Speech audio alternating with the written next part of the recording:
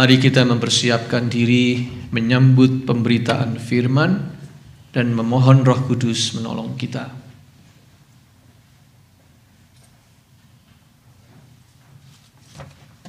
Roh Kudus, bertahtalah di hati kami, supaya kami mampu memberi tempat yang terbaik bagi firman-Mu.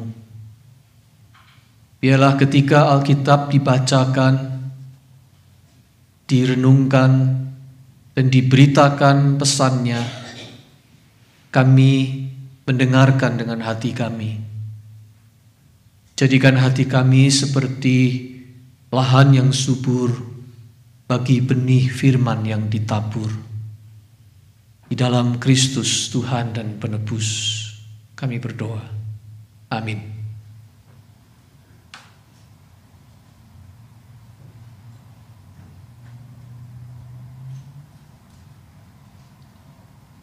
Hari ini saudara kita memasuki minggu kedua di bulan Juni dengan tema From the Inside Out, yang merupakan rentetan pemberitaan firman sepanjang bulan Juni ini. Hari ini kita akan membaca dari 2 Korintus 4 ayat 13 sampai 5 ayat 1. Saya undang jemaat untuk bangkit berdiri.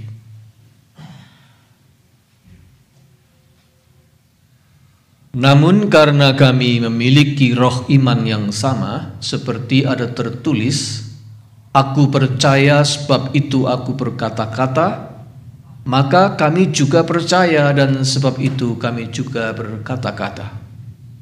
Karena kami tahu bahwa Ia yang telah membangkitkan Tuhan Yesus akan membangkitkan kami juga bersama-sama dengan Yesus.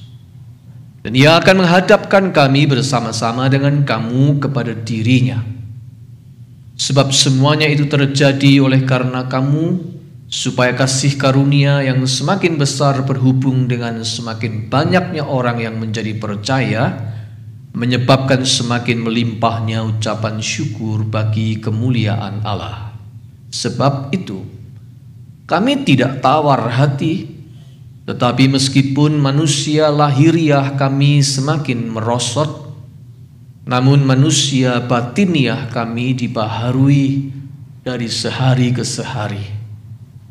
Sebab penderitaan ringan yang sekarang ini mengerjakan bagi kami kemuliaan kekal yang melebihi segala-galanya, jauh lebih besar daripada penderitaan kami. Sebab kami tidak memperhatikan yang kelihatan, melainkan yang tak kelihatan. Karena yang kelihatan adalah sementara, sedangkan yang tak kelihatan adalah kekal. Karena kami tahu bahwa jika kemah tempat kediaman kita di bumi ini dibongkar, Allah telah menyediakan suatu tempat kediaman di sorga bagi kita, suatu tempat kediaman yang kekal, yang tidak dibuat oleh tangan manusia. Demikianlah pembacaan Alkitab. Berbahagia kita yang mendengar firman Allah dan memeliharanya. Haleluya.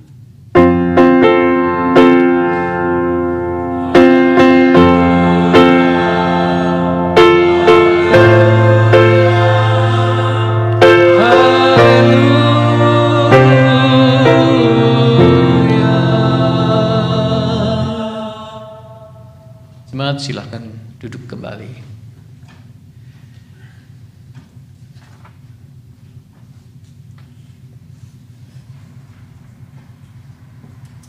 Saudara-saudara,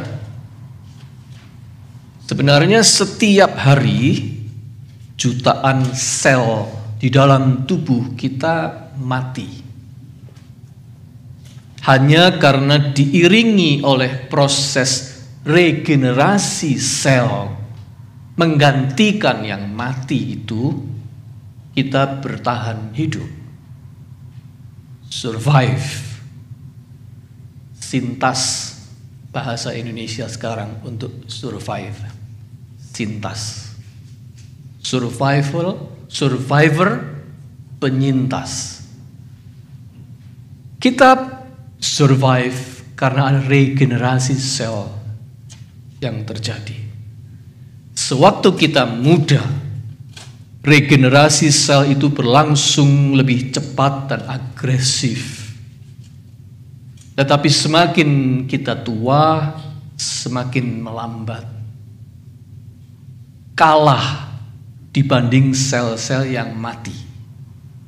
Itu sebabnya semakin tua, kondisi fisik kita makin merosot.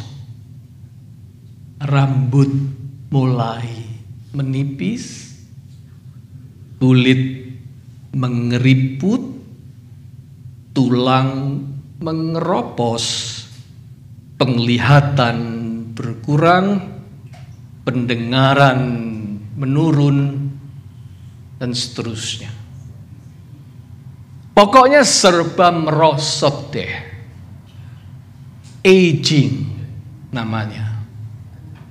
Menua dimakan usia. Aging. Aging bisa diperlambat, saudara-saudara. Bisa. Dengan makanan sehat, dengan vitamin, dengan food supplements, dengan istirahat yang baik, dengan olahraga yang teratur, dan seterusnya. Aging bisa diperlambat.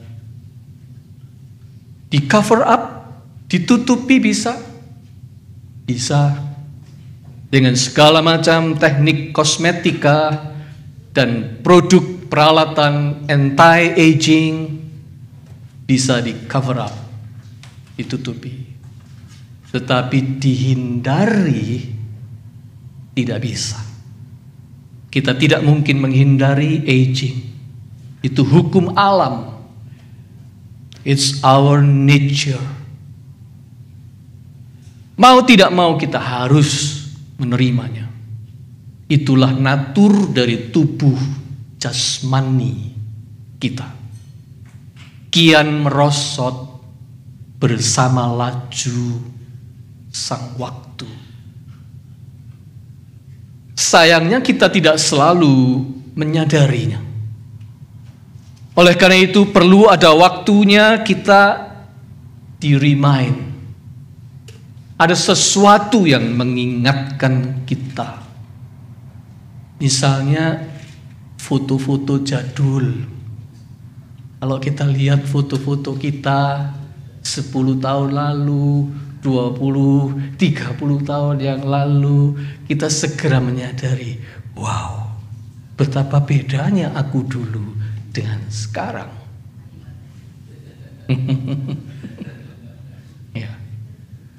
Kadang-kadang foto-foto mengingatkan kita. Perubahan ini, perubahan itu, ada keluhan ini, ada keluhan itu, sakit di sini, sakit di situ. Oh, itu reminder bagi kita bahwa aging itu berlangsung. Anak tanpa terasa sudah dewasa. Kalau punya cucu tanpa terasa sudah remaja.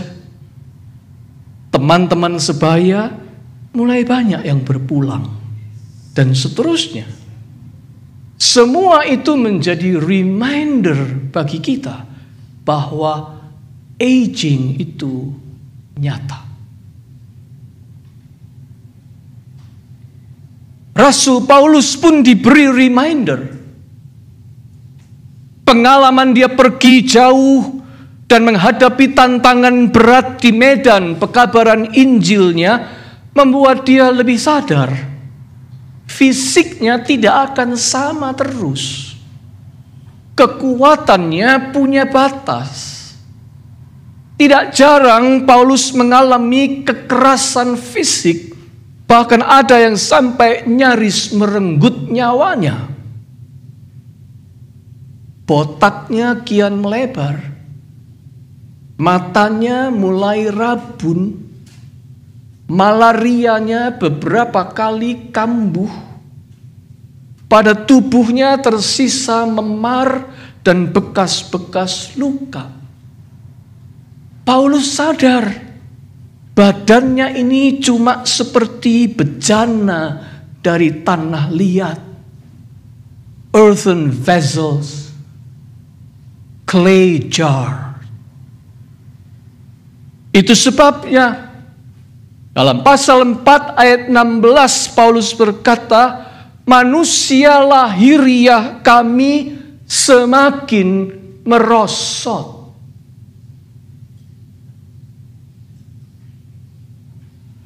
However, meski merosot, selama masih terjadi proses regenerasi sel baru, kita sekali lagi masih bisa bertahan.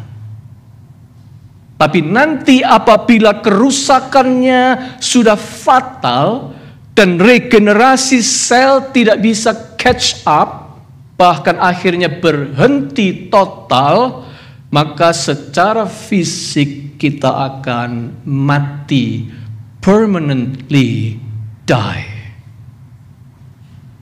Itulah fisik kita.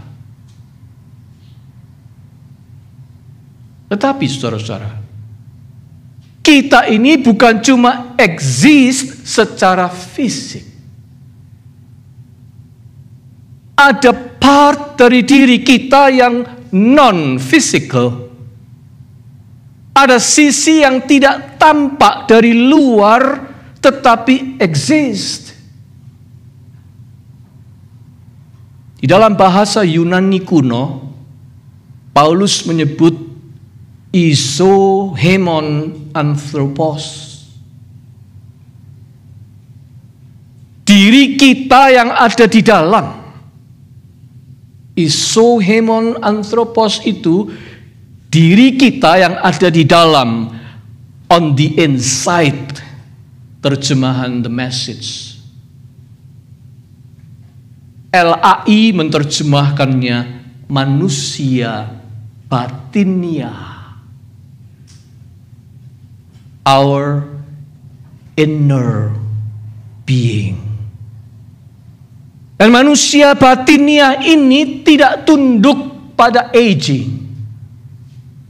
Dia tidak ikut merosot bersama jalannya usia. Dia tidak tergantung pada usia. Inner being itu tergantung pada hubungan kita dengan Tuhan. Apabila hubungan kita dengan Tuhan baik, inner being itu akan terus di-refresh, disegarkan ulang, di-renew, diperbarui kembali. Seperti yang dikatakan oleh Yesaya yang tadi kita baca dan kita nyanyikan. Bagai Raja Wali yang terbang tinggi. Orang-orang yang menantikan Tuhan mendapat kekuatan baru. Diperbarui kembali. Never stop growing. Seperti kata Paulus, namun manusia batinia kami dibaharui dari sehari ke sehari. Manusia jasmani kami merosot, tapi manusia batinia kami dibaharui. Tidak ikut dimakan usia. Kendati usia bertambah, ia tetap bisa bertumbuh. Itu inner being kita. Bahkan saudara-saudara, di dunia ini, inner being itu bisa bertumbuh sejalan seiring kita makan asam garamnya kehidupan. Makin tua, makin banyak kita makan pengalaman hidup, inner being kita itu ter-challenge untuk bertumbuh. Bertumbuh di tengah tantangan dan kesukaran, ditempa oleh kesulitan, diasah oleh penderitaan, diasuh oleh kejatuhan, dididik oleh tantangan. Growing in tough times. Ada seorang pria yang sukses berkata begini, kakekku dulu setiap hari bekerja jalan kaki sejauh 10 mil. Kakekku. Tetapi ayahku sudah bisa bekerja dengan naik sepeda. Aku mengendarai mobil Cadillac. Anakku sekarang mengendarai Mercedes. Cucuku akan mengendarai Ferrari. Tetapi cicitku akan jalan kaki lagi. Tentu orang heran, lalu bertanya, mengapa begitu? Pria itu menjawab, it's because tough times create strong men. Strong men create easy times. Easy times create weak men. And weak men create tough times. Lalu dia melanjutkan, ini yang banyak orang tidak menyadari. So, katanya, remember, you have to raise a warrior. A person with a strong inner being. Karena itu yang menentukan. Yang menentukan orang sukses itu bukan apa yang di luar, tetapi apa yang ada di sini. The inner being. Saudara, itulah pentingnya inner being. Semua itu dimulai dari dalam.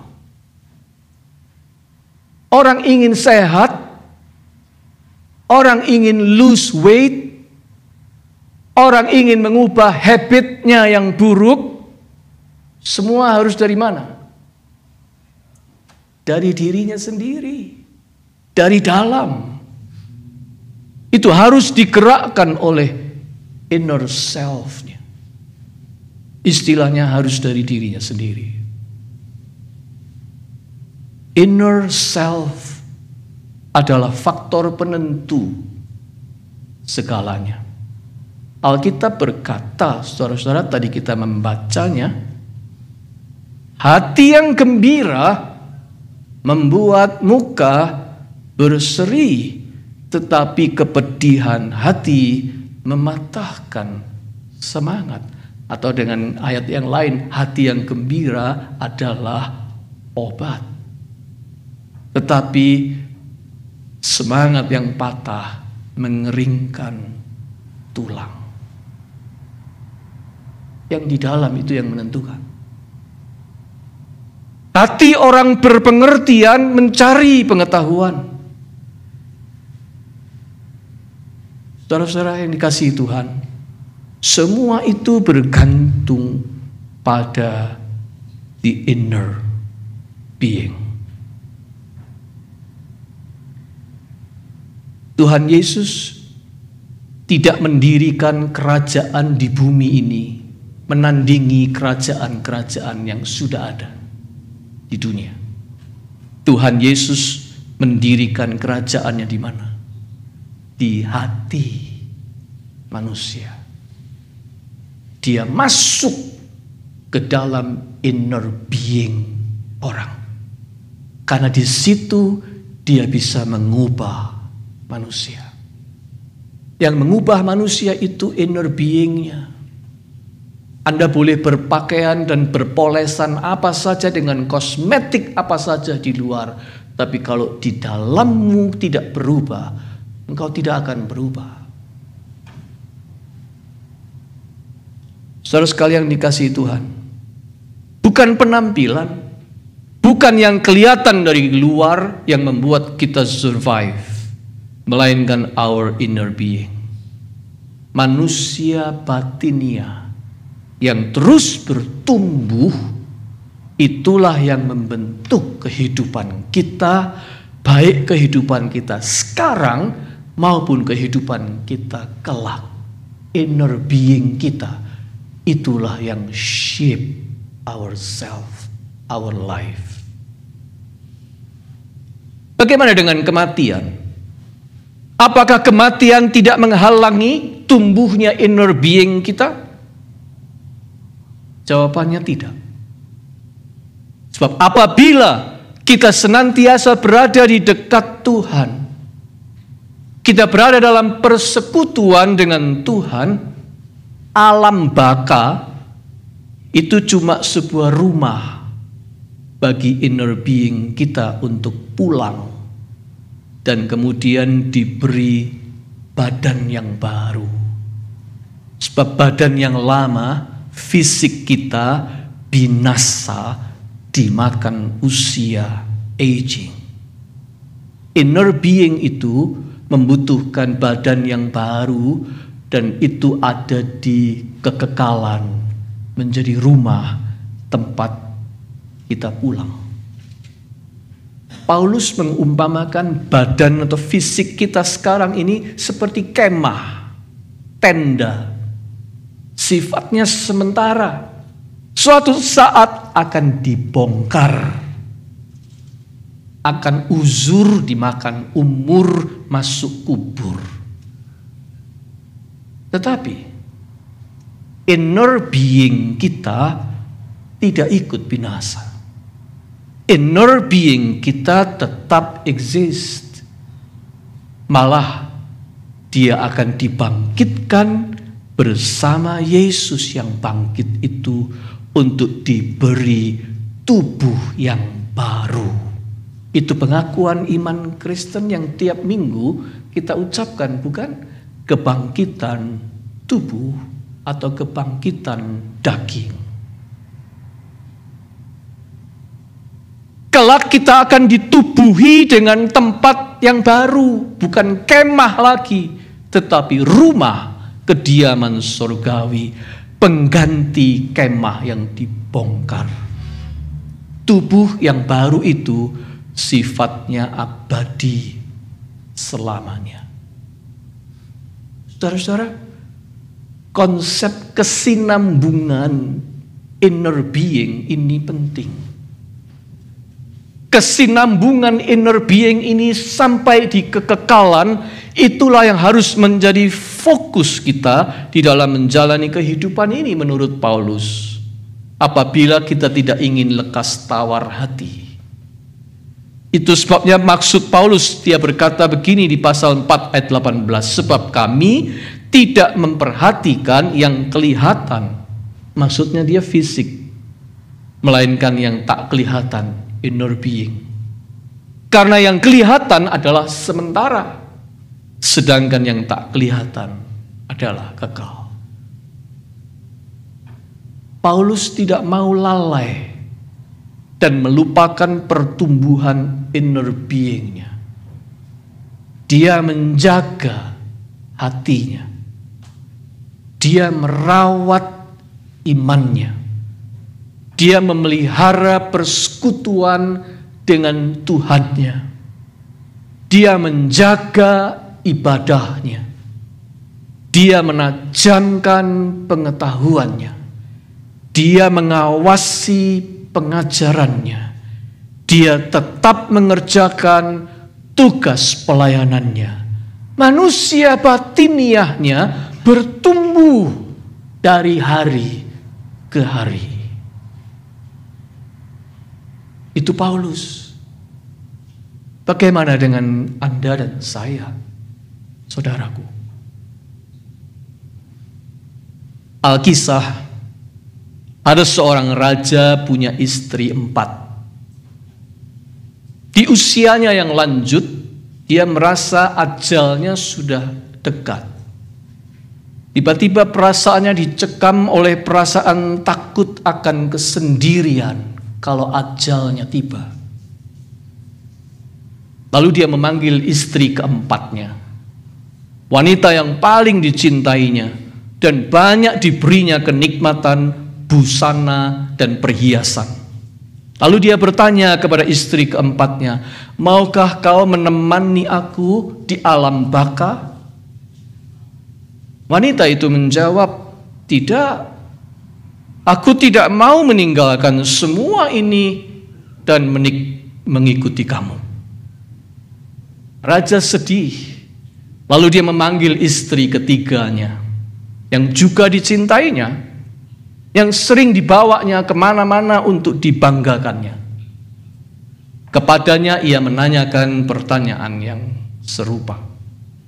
Lalu terdengar jawaban, aku tidak bisa, kehidupan ini terlalu baik untuk kutinggalkan. Lagi pula setelah kepergianmu nanti aku pasti akan menikah lagi. Semakin tenggelam raja dalam kesedihannya. Lalu dipanggilnya istri keduanya, yang juga dicintainya dan selalu siap menemaninya di banyak kesempatan. Sesudah mendengar pertanyaan raja, ia menjawab, aku mencintaimu raja, tetapi aku tidak bisa menemanimu ke alam baka. Jika kau berpulang, aku akan menyiapkan semua yang terbaik untuk pemakamanmu, dan pasti hadir pada saat itu di samping jenazahmu. Dalam kesedihannya, tiba-tiba raja mendengar suara, aku yang akan menemanimu. Aku akan menemanimu kapanpun dan kemanapun kau pergi. Aku akan selalu bersamamu. Ternyata itu suara dari istri pertamanya, yang paling tidak terlalu dia pedulikan dan tidak diperhatikannya selama ini. Dengan sesal dan malu, raja meminta maaf kepadanya serta mengakui bahwa ternyata ia melebihi ketiga istri yang lainnya. Cerita ini punya pesan buat kita. Istri keempat itu mewakili tubuh badan kita, yang begitu kita pedulikan dan kita perlengkapi dengan banyak kenikmatan, busana, dan perhiasan. Tetapi tidak akan menyertai kita melewati kematian. Istri ketiga itu adalah simbol dari harta milik kita. Kekayaan, rumah, mobil, aset, investasi, tabungan yang kita banggakan. Tetapi tidak lagi bersama dengan kita setelah ajal tiba. Malahan dia akan menjadi milik orang lain. Istri kedua adalah gambaran dari orang-orang terdekat, keluarga dan sahabat karib kita, yang mencintai dan siap menemani kita, tetapi hanya sanggup sampai batas pemakaman. Tidak lebih dari itu. Lalu simbol siapakah istri pertama? Oh, ia melambangkan hati, jiwa, pikiran kita sendiri. Dengan kata lain, inner being kita, inner self kita. Itu yang akan selalu melekat pada kita, tidak akan pernah meninggalkan kita, bahkan akan menyertai kita masuk dalam alam baka. Dia satu-satunya yang masih terus setia sampai ke alam baka. Tetapi ironisnya, inner being ini justru paling sering kita abaikan. Tidak kita jaga apa-apa yang masuk ke dalamnya. Tidak kita perhatikan kebutuhannya. Tidak kita asah ketajamannya, dan tidak kita buka membuka pintunya bagi pergaulan yang karib dengan Tuhan dan firman-Nya. Oleh sebab itu saudara, kalau itu memang terjadi, itu memang istri pertama yang kurang dan paling tidak kita perhatikan. Mari kita bertobat. Tapi jangan bilang ilustrasi ini mengizinkan orang punya istri 4 ya. Bukan itu maksudnya. Ini sebuah cerita ilustrasi bagaimana perlakuan kita terhadap inner self kita. Ingat, walaupun inner self itu tidak terlihat, dia ada di dalam, on the inside, tapi dia adalah pusat dari semuanya. Alkitab berkata, jagalah hatimu dengan segala kewaspadaan, karena dari situlah terpancar kehidupan. Itulah dirimu, diriku yang sesungguhnya. Inner self itu yang akan kau bawa sampai ke alam baka. Oleh karena itu, berikan perhatian dan waktu yang layak untuknya. Latihlah bukan hanya badanmu, tetapi juga jiwamu. Nourish your soul. Asah pikiranmu. Asuh emosimu. Arahkan kemauanmu. Jaga hatimu. Tempalah kepedulianmu. Biarlah rohmu menyala-nyala dan layanilah Tuhan, kata Paulus. Selama kita berada di dunia ini, izinkanlah Tuhan tinggal di dalam inner self kita, mengendalikannya, memprosesnya, membentuknya, dan membaruinya setiap hari. Itulah artinya kita sungguh-sungguh alive, hidup.